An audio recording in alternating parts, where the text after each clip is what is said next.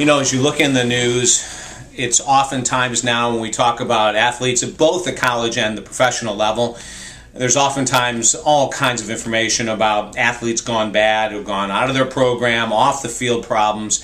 And I wanted just to read a list, and this is in the media just recently, that in the last year, that came from the media in regards to college athletes and professional athletes being challenged off the field, in need of great assistance for not only their team's sake, but for their own personal future. Just take a listen to this list. It's amazing.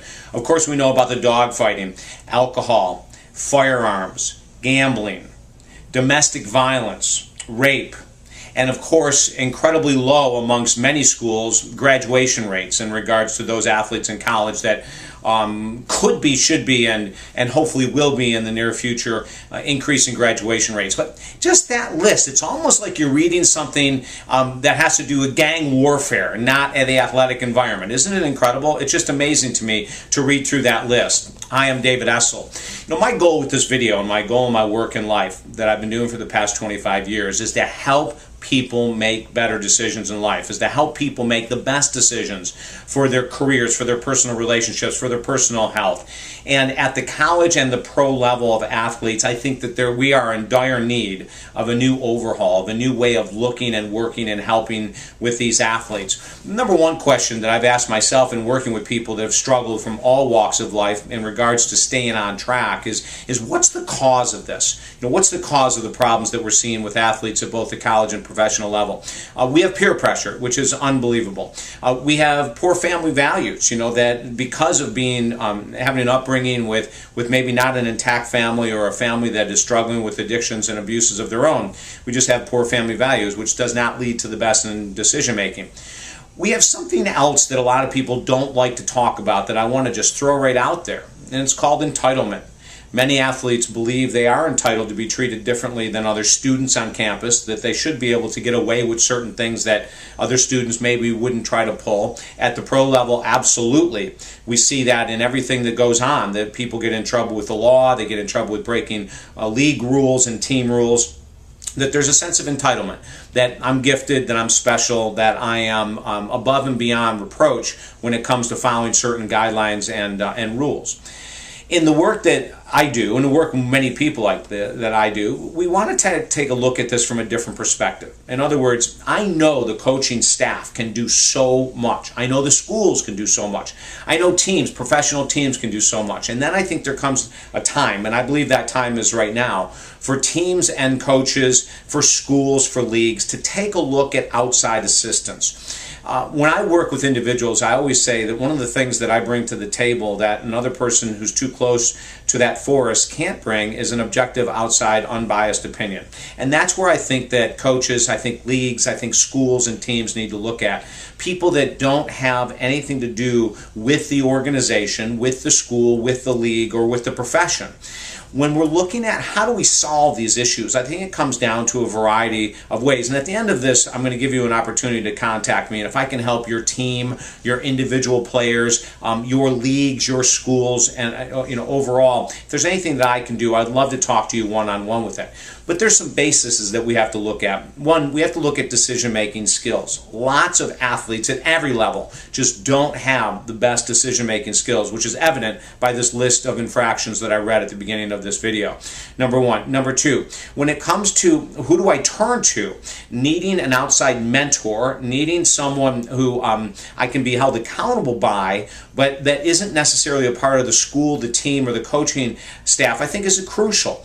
It's almost like in addiction recovery, which is one of the things that I do. In addiction recovery, we say that individuals need to have a sponsor. They need to have someone who's successful, who's held through the program, that has exhibited through their life a successful program of sobriety from any type of addiction whatsoever.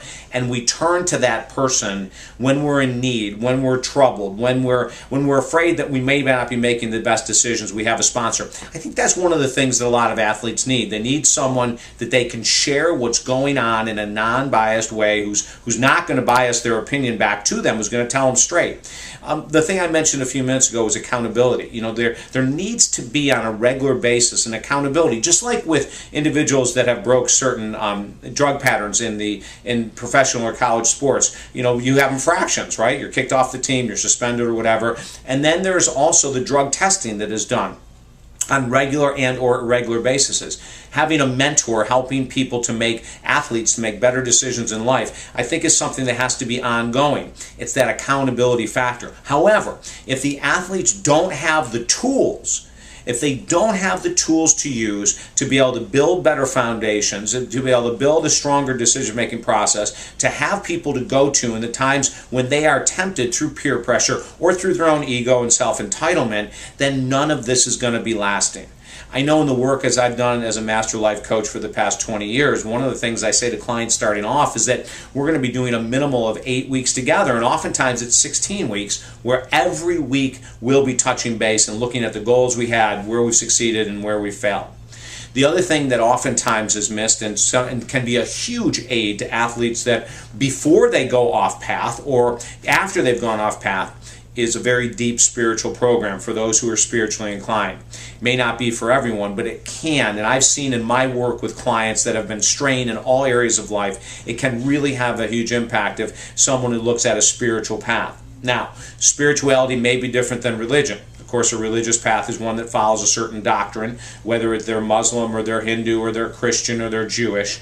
And a spiritual path might have very similar rules and regulations, might have very, very similar ways of looking at life, but just without the label of religion. If I can help your team, if I can help your individual athletes, if I can help your league in any way possible, I ask you to contact me at talkdavid.com. Again, going back to this list that I read that's from the media in the last year, as a former college athlete myself, it really does break my heart to see these incredible athletes, outrageously gifted individuals that are harming their own opportunity for their professional life, their personal life, their team's success, the league's reputation, the school's reputation, and so much more. And I'm ready to help. I really am ready to commit to helping you get a program in place where your athletes will have more guidance than they have right now, and possibly new tools to use to thwart the challenges that they've had to make better decisions.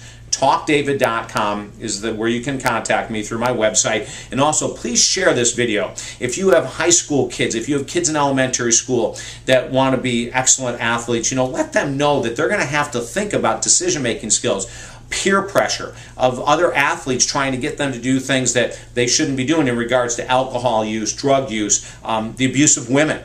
All of these things are crucial at the high school level and even younger. And of course, I can help your schools as well. Share this. And if you would like, please sign up at YouTube here for our account. And every new video we put out, you'll get directly into your inbox, okay? I'm David Essel. Have a great day.